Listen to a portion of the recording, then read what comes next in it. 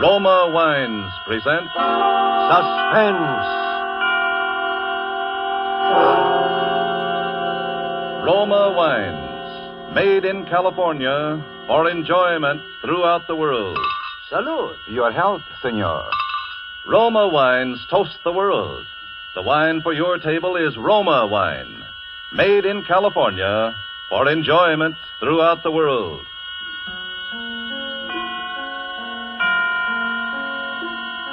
This is the Man in Black, here for the Roma Wine Company of Fresno, California, to introduce this weekly half hour of Suspense. Tonight from Hollywood, Roma Wines bring you as star Miss Lucille Ball, who appears tonight as a Broadway lady, whom you may have often seen if you are a devotee of musical comedy. She is the third one from the left in the chorus line. And so with this little lady's narrative about the 10 grand, and with the performance of Lucille Ball as Miss Gigi Lewis, we again hope to keep you in suspense.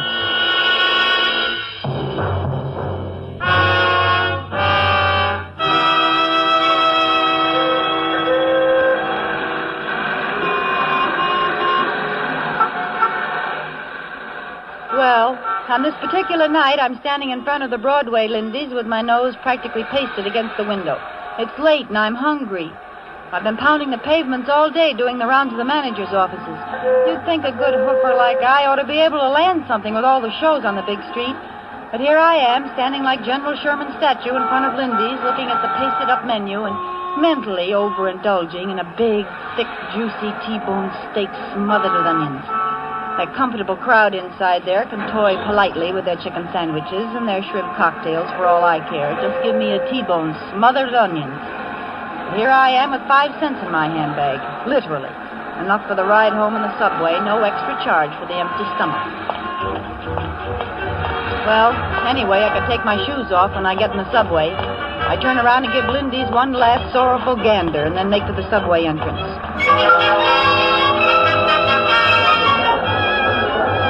It's just the time the shows are letting out.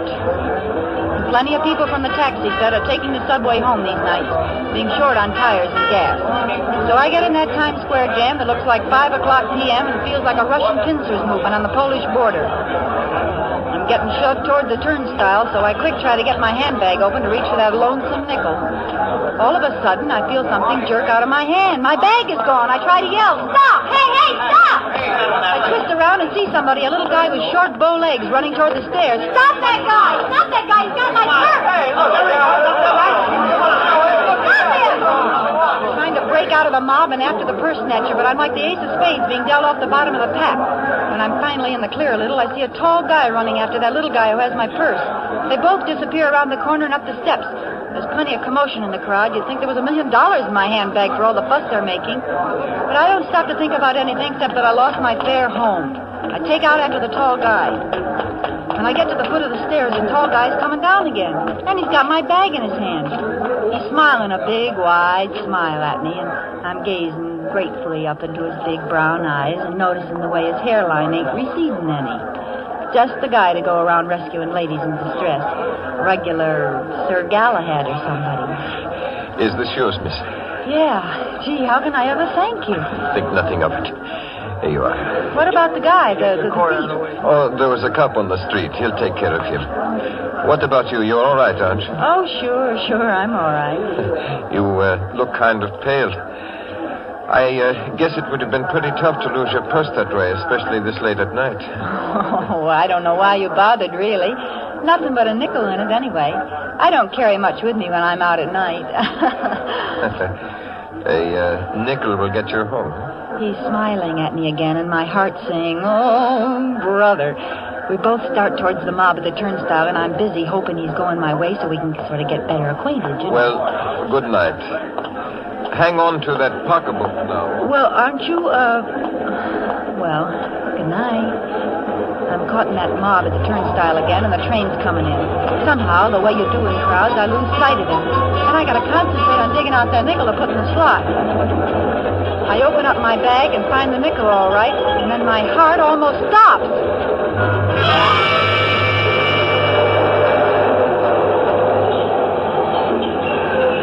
There in my handbag sits a great big wad of bills, folding money, cash. I managed to get the nickel in the slot and get myself through to the platform and on the train, all the while hanging onto that bag as if there were 10 grand in it. $10,000. Gee, it could be that much. The roll is big enough. My head's going around in crazy circles. The doors close behind me and everybody in the car is rushing to find a seat. Over the noise, I hear some contented soul whistling. I grab a seat next to a fat man who's taking up most of it. I sit there hanging onto my bag, not daring to look inside. I tell myself I'm dreaming. There's not really a big roll of bills in there. Extreme hunger is giving me the DTs. How would I get a bankroll as big as your fist? What am I doing with money? Then I remember the purse snatcher. He must have put it there. But why? The fat guy next to me tries to drum up a conversation. Nice night, ain't it? Yeah, cold. You the young lady what got her purse snatched? Yeah. Lucky thing you got it back, ain't it? Yeah, very lucky. I always say it ain't good for a young lady, especially a nice-looking dame like you, to carry a lot of money around when she's out nights. Huh? What makes you think I got a lot of money? Well, the way you carried on when that fella snatched your purse. Oh, yeah. I'm showing this fat palooka by my attitude that I don't go for conversing. I'm sitting there looking straight at the wall ads, and the one across from me is a big photo in natural color of Miss Subway in 1944. A Brooklyn girl, all dressed up and dripping with furs, and probably wearing Chanel No. 5. Money. All the money I need. No more pounding the pavements and waiting in outer offices for some two-bit job in a show that's due to close opening night. Clothes. A fur, maybe. Chanel No. 5, maybe.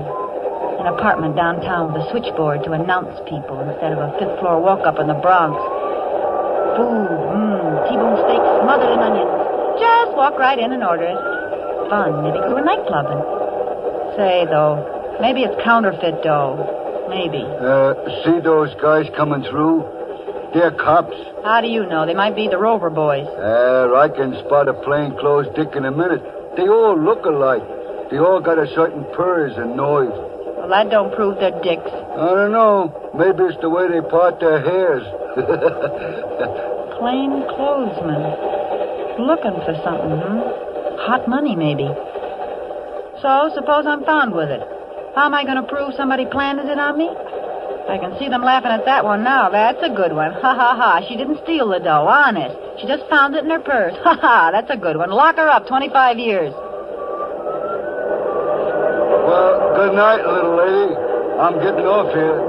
This your stop? No, thanks. I go further uptown. Well, good night. I'm certainly glad you found your voice. Good night, fatso. The Rover boys pass on through, and I decide to sneak another look at my bag. I open it up very carefully. The bankroll's there, all right. Some of the bills are in big denominations, too. There could be 10 grand, and it looks like the real thing. But there's also something else, something I didn't see before, a piece of paper stuffed into the roll. I reach in and get it, looking around to see if I'm being watched. All I see in the car is sleepy people, so I unfold the paper and read what's scribbled on it. Get off at 161st Street and follow Yankee Doodle. That don't make sense. What's Yankee Doodle got to do with it? I get up and I'm making for the door when I hear it.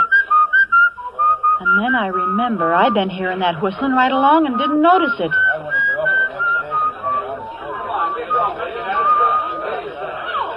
I back into the first empty seat and prepare to do some thinking. Somebody in this car wants that bankroll again. Could it be Sir Galahad? I just can't bear to think of him as a criminal type, but he was awful quick to go chasing after my purse. And he could have been in this car all along without me seeing him. I try to get a quick look around, but there's people in the aisles. And a dear little old lady is pushing her way forward. She sits down next to me. I was sitting next to a man who kept snoring. Do you mind if I sit here? No, not at all. I didn't know there could be so much confusion in the subway this late at night. Well, in New York, you get to confusion 24 hours a day. Well, I guess I'm just not used to it, that's all. Hey, you look like there's something wrong. What's the matter? Do you feel sick? I'm all right. Oh. Hey, she's passed out. Won't somebody help me? This woman's sick. Here. Look out. Here, give her a slug of this. This'll bring her to. Thanks, that's swell. Now, look, lady, just take a swallow. It won't hurt you. Go on. Swallow it. That's it. Oh, I'm terribly sorry, really. Forget it. How do you feel? I can't imagine what happened. All at once, everything seemed to whirl around. Sure you're all right now? I'll be fine in just a moment. Here's your medicine, mister. Thanks. It's okay. You're awfully kind. I didn't think people were so kind in a big city like this. You better take it easy now. Where do you get off? What's that? Where do you get off? Oh, 169th Street. That's where my sister lives. I'm visiting her, you see, and I just thought I'd go downtown tonight and see a show and have a good time.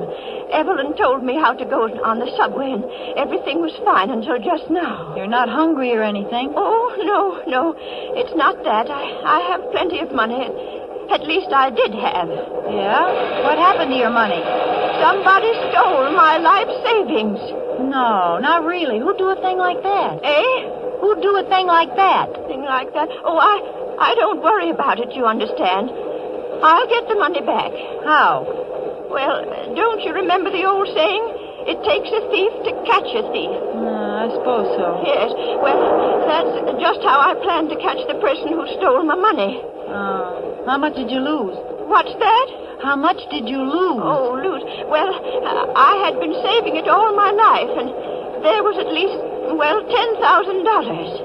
Gee, that's too bad.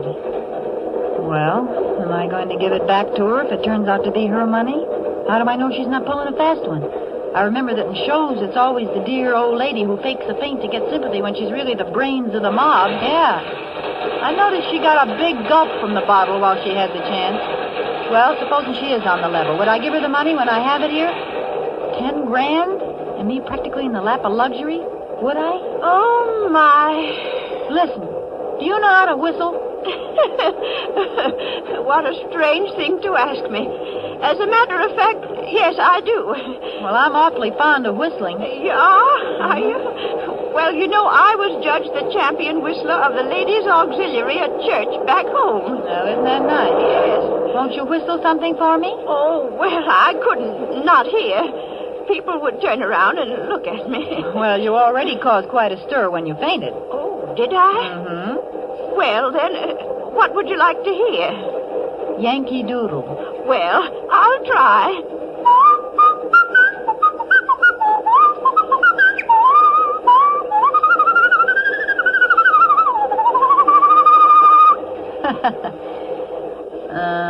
That's fine. But I guess it doesn't prove anything. I beg your pardon? I meant, how was it you say you lost all that money? Oh, the money. Why, the bank teller back home just ran off with the savings of practically everybody in town. Oh, it happened back home, huh? When? Well, now, let me see. Why, it must have been 5... No. It was just about 6 years ago. Oh. Yes, and why do you ask me? Well, I just thought maybe I thought you might have just lost it tonight the way you talked. Well, I hope I didn't alarm you. But I just keep knowing I'm going to get that money back someday. Yeah, I'm sure you will. Oh, listen. Somebody else is whistling Yankee Doodle now. That's very fine whistling, too. Isn't it, though? Yes. Yeah, and this time it's no old lady. I got an idea it's somebody who just possibly could have a slight case of murder on his mind.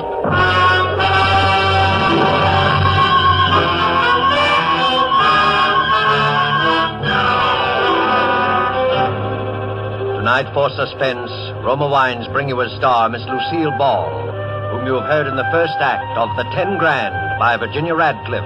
Tonight's adventure in Suspense.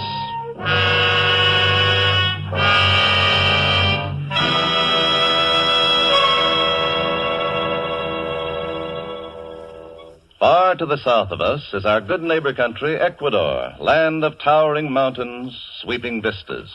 Let's imagine ourselves there now, dining on the roof terrace cafe of the exclusive Hotel Metropolitano in Guayaquil, Ecuador. Near us, an American has just complimented his hosts on the magnificent dinner, to which his host quickly responds, "Ah, yes, it is true that our foods are famous. But from your land comes a rare delicacy also, one which has spread the fame of your own California to many far corners of the world. It is this superb wine, so excellent that we in Ecuador import it from your United States. My friend, I drink to you in your own delicious Roma wine. Our Ecuadorian friend is right, for Roma wine's superb quality has won such favor in many far places that they import it, enjoy it as a rare luxury. But not so here in America. Here, millions know and enjoy Roma wines as an inexpensive, everyday delight, at meal times and when entertaining. So many, in fact, that Roma is America's largest selling wine, with no high import duties to pay nor expensive shipping costs. You enjoy these distinguished wines for only pennies a glass. Ask for Roma wines, which bring you old-world winemaking skill, plus Roma's own modern scientific controls and testing. That's R-O-M-A, Roma wines, America's largest selling wine, made in California for enjoyment throughout the world. And now it is with pleasure that we bring back to our soundstage Lucille Ball in The 10 Grand, a tale well calculated to keep you in suspense.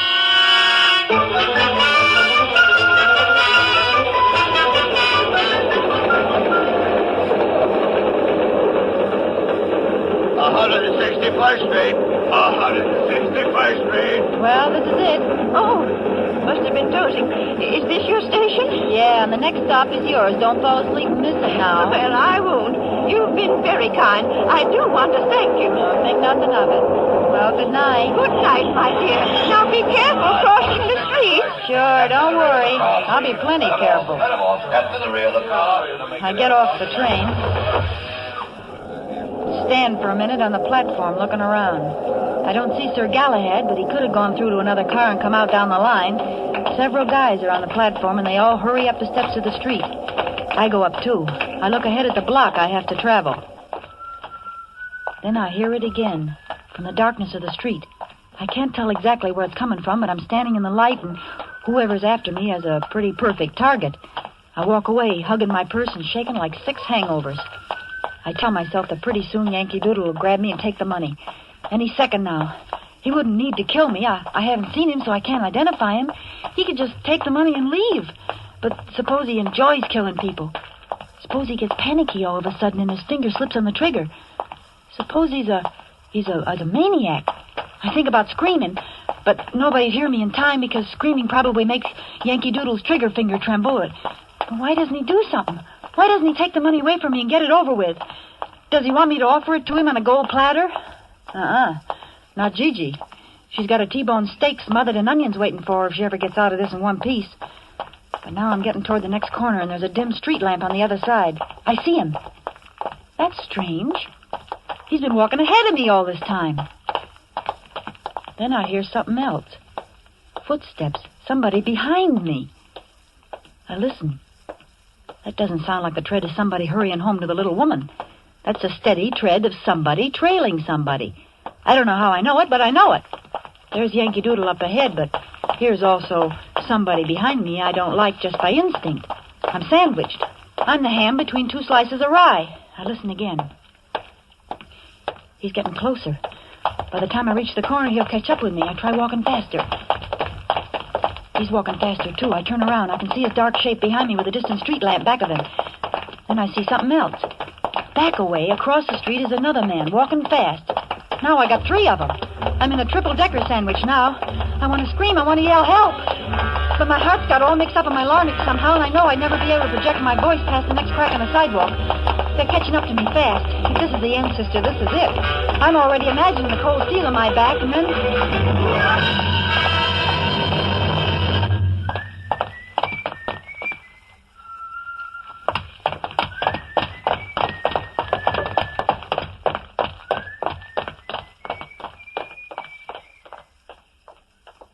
The 2 boys walk right on past me.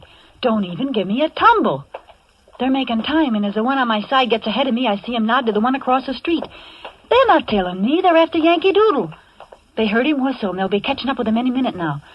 I heave a big sigh of relief and consider a quick exit back to the subway with my 10 grand.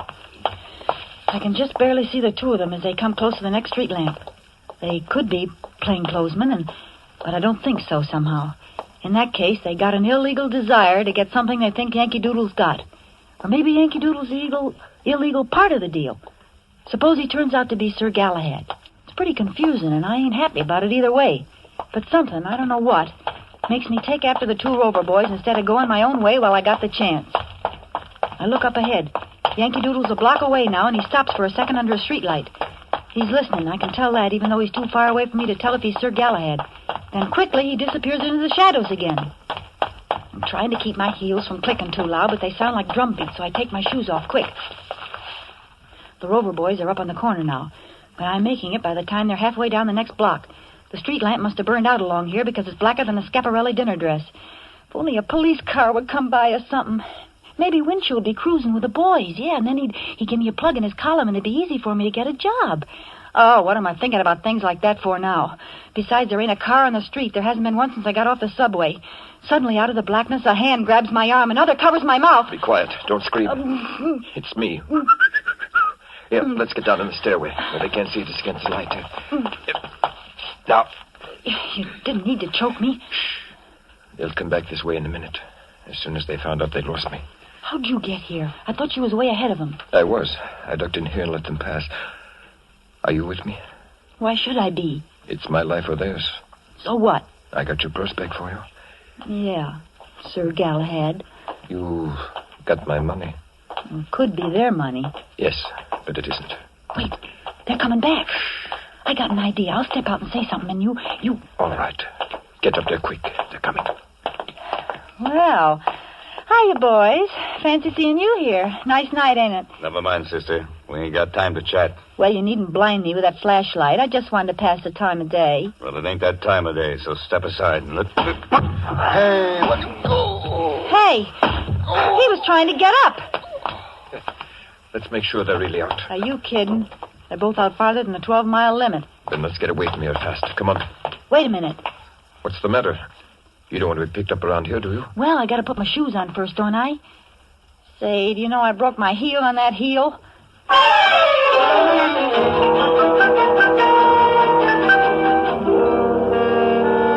So, here we are, 15 minutes later, sitting in an all-night restaurant after running practically 12 blocks and me forgetting all about the fact my feet was killing me a couple hours ago. Sir Galahad's breathing just like normal, but I'm still sounding like a pair of bellows trying to catch my wind. He's looking at me and laughing in a nice way, and I don't mind. You know, what you need is a little regular exercise. It would get you in condition. A nice, steady job hoofing somewhere will do that for me. I wonder how long it will be before the cops find those guys. Maybe you ought to report it first, just to be on the safe side. No. It would be too dangerous. I have to get rid of the money first. Oh. No, I did not rob a bank. Well, there's other illegal ways to get 10 grand. Here comes the waitress. Better order, and then we can talk. Eh? I can't believe I'm really going to get a steak inside of me instead of hot lead. Wait until you see what the steak's like before you feel too happy. Know what you want yet? Yeah, a long time ago. T-bone steak, rare, smothered in onions. Make it 2, please. 2 T's, rare and buried. All right, shoot. What am I saying? I'm a Greek. Yeah? I came over here when I was about 15. My father and mother are still in Athens. I couldn't get them out of the country when the Italians invaded.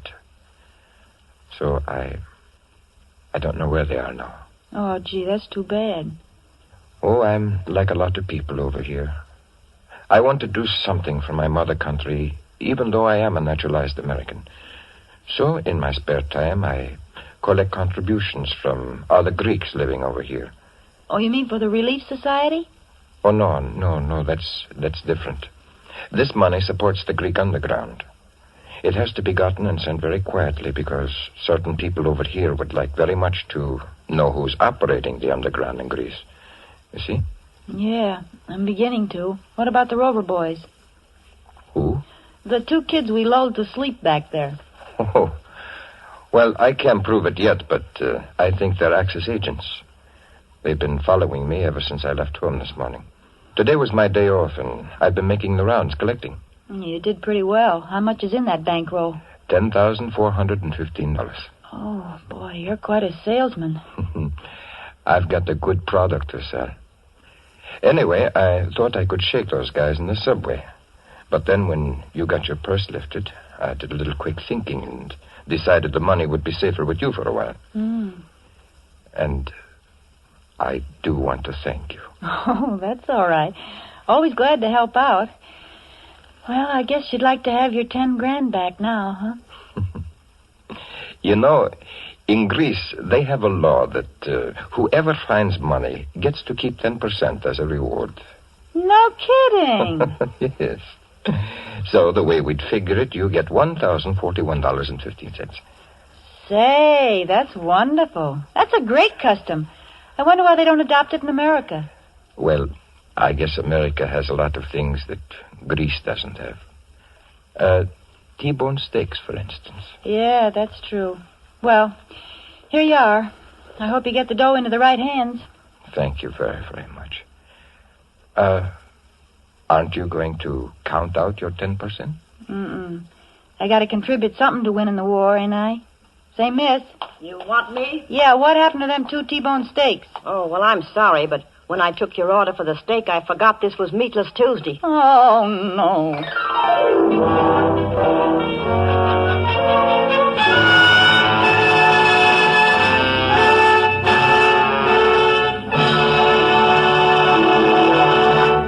And so closes the 10 Grand starring Lucille Ball. Tonight's tale of Suspense. Suspense is produced and directed by William Spear. Have you had the thrilling experience of enjoying a meal prepared and served with delightful Roma wines? Well, tomorrow evening, we suggest that when preparing your dinner, whether it be fish, meat, or poultry, just add a generous portion of your favorite Roma table wine, Sauterne, Burgundy, or Claret. Then simply put the same bottle, well chilled, on the table with the meal. You'll be in for a new experience in just how good even the simplest everyday foods can be when prepared and also served with superbly flavored Roma wines. Don't put off discovering how much these delicious and inexpensive Roma wines can add to the pleasure of everyday living. Remember, thousands make Roma wines their daily standby for greater enjoyment at a cost of only pennies a glass. Ask for R-O-M-A, Roma Wines, America's largest selling wine, made in California for enjoyment throughout the world. This is Lucille Ball. I always enjoy my appearances on Suspense, and tonight I'm particularly proud because Mr. Spear has just counted up, and he says that tonight I said more words per minute than any actress he has ever had on the show. Well, here's just a few more, and I hope you will give heed to them. Don't let tomorrow go by without buying an extra war bond. Lucille Ball appeared tonight through the courtesy of Metro-Goldwyn-Mayer, producers at the White Cliffs of Dover. Next Thursday, same time, we will present the best-selling novel, The Walls Came Tumbling Down, and Mr. Keenan Wynn will be your star of Suspense. Presented by Roma Wines, R-O-M-A, made in California for enjoyment throughout the world.